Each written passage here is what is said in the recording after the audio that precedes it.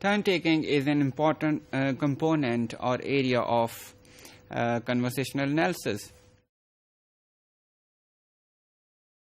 Turn-taking is closely associated with the idea of floor.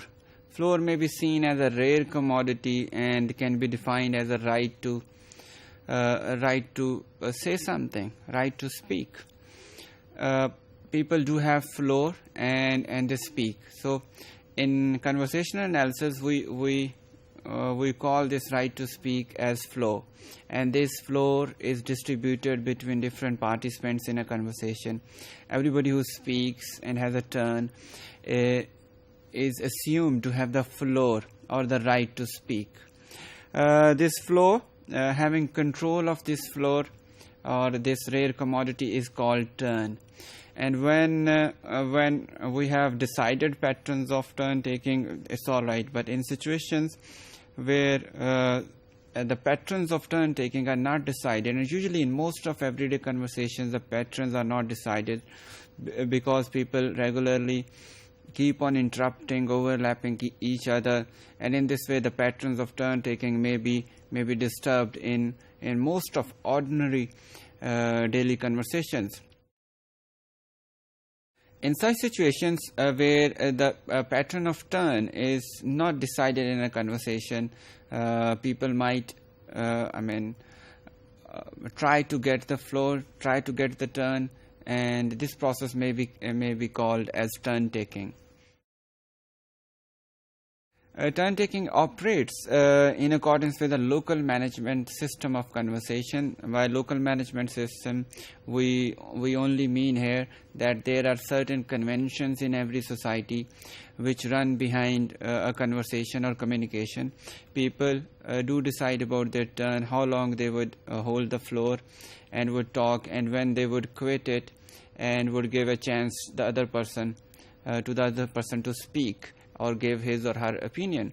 So all these patterns or norms which decide about this kind of turn taking or floor changing may be called the local management system. It's not a kind of technical system which is run by a buzzer or push. You have to push it and somebody has to stop talking there.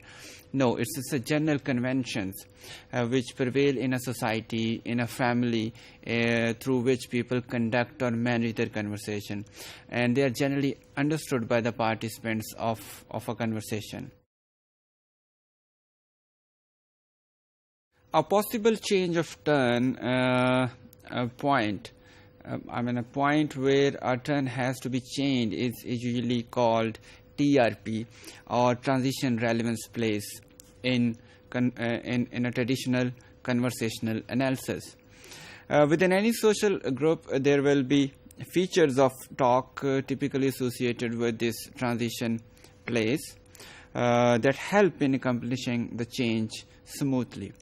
As I said earlier, in every society there are certain norms or there are certain signals which indicate that somebody has finished his turn and now somebody else or the other participant in a conversation can take his turn, can take the flow.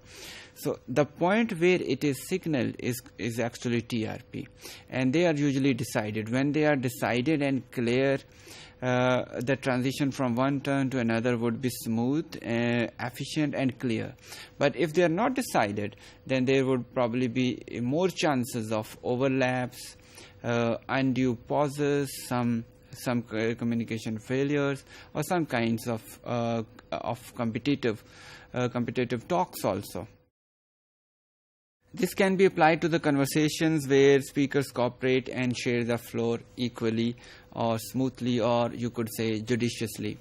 It's not possible that everybody shares the floor equally in terms of time, but we can say that there can be possibly a judicious share of floor according to the nature of the talk or according to the roles of the participants assigned in a conversation.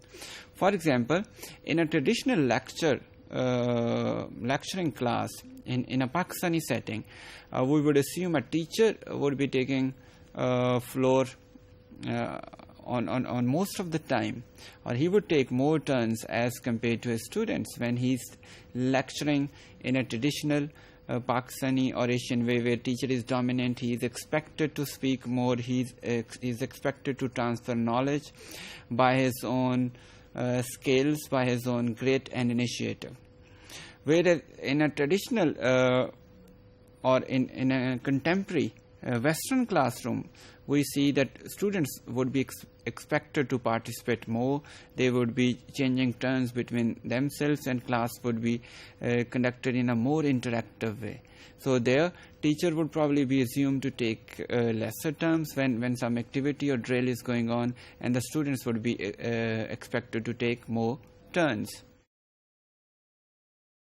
It can also be applied where the conversation is competitive, when there is an argument between various participants of a conversation and they are actually fighting for keeping or taking the floor from each other or taking away from each other.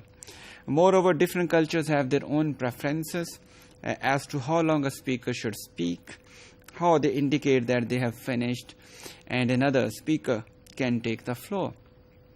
Some people might go for a shorter pause, some people might go for a longer pause, or there might be some kind of nodding or any other physical gesture which would probably refer to this kind of pause.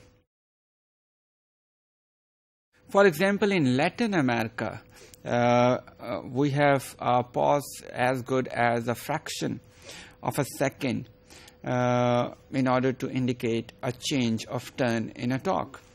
And the elements like overlap in a conversation or interruption are not considered socially unacceptable, except in few situations. Whereas in North America, people would have a longer pause, probably 2-second pause between their turns. And in cultures like Japan, it would be highly unacceptable to interrupt somebody during a talk. So, and we can see these conversational matters in our own culture also, and decide about it. After listening to this, you can decide that how far overlapping or interrupting is acceptable in Pakistani culture, and in which situations it is acceptable and which situations it is not acceptable. Similarly, you can also talk about that how we change our turns during a talk, and in which situations this change of turns is smooth and efficient and clear, and which situations it is not that clear or it becomes non-judicious. So these are probably a few elements of thinking for you, and this would help you increase your understanding of these aspects of conversational analysis.